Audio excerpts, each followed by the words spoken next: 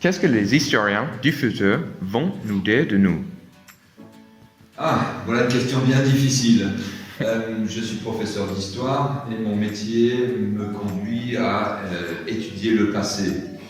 Alors comment moi, professeur spécialiste du passé, je peux imaginer le futur et les gens qui vont faire mon métier dans le futur et regarder ma génération, notre monde actuel, en la considérant comme un passé lui-même. Très très difficile, mais enfin, je vais essayer de répondre quand même à cette question. Ce que je sais, c'est que le regard que l'on porte sur le passé est toujours un regard qui change. Il change parce que le regard que moi-même, professeur d'histoire, et mes collègues actuellement portons sur le passé, par exemple du début du XXe siècle, a beaucoup changé par rapport au regard que posaient mes collègues il y a 30 ou 40 ans sur ce même début du XXe siècle. Donc je prends par exemple l'étude de la Première Guerre mondiale. La façon dont je l'enseigne à mes élèves n'a strictement rien à voir avec la façon dont mes propres professeurs enseignaient cette Première Guerre mondiale. La Première Guerre mondiale, elle a existé, ça c'est sûr. Elle s'est bien déroulée entre 1914 et 1918.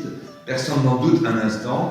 Les événements sont connus, mais la façon de lire ces événements, de les interpréter, elle dépend de tellement de facteurs.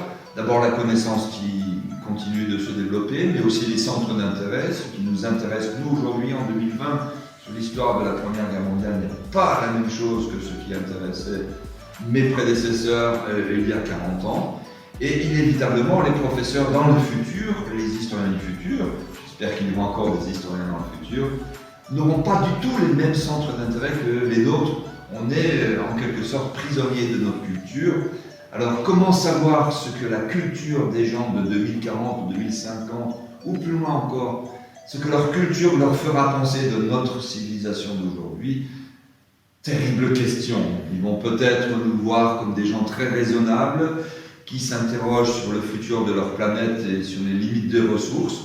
J'espère qu'ils vont nous voir comme des gens très raisonnables, ou alors vont-ils nous voir comme des gens extrêmement déraisonnables, qui, malgré le fait que nous sachions que les ressources de notre planète sont limitées, que le changement climatique il est d'origine humaine, il n'est plus permis d'en douter, qu'il n'est pas possible que l'humanité entière se développe de la même façon que les pays riches se sont développés, toutes ces incohérences qui sont les nôtres, alors que nous avons la connaissance et que nous allons dans une direction surréaliste, est-ce que les historiens du futur vont nous prendre pour des innocents coupables ou des ignorants sachants, ou est-ce qu'ils vont porter un regard sévère, ou alors, et j'espère que ça sera ça, ce seront de vrais historiens et qui sauront faire la différence entre les humains d'aujourd'hui, qui sont soucieux, qui veulent que les choses se passent le mieux ou le moins mal possible, et les autres humains qui luttent contre les premiers et qui veulent surtout assouvir leurs appétits et leurs égoïsmes. J'espère que les historiens seront différenciés des êtres humains d'aujourd'hui, sinon ça serait un peu triste pour leurs compétences historiques. Voilà. Ok, merci beaucoup pour votre réponse.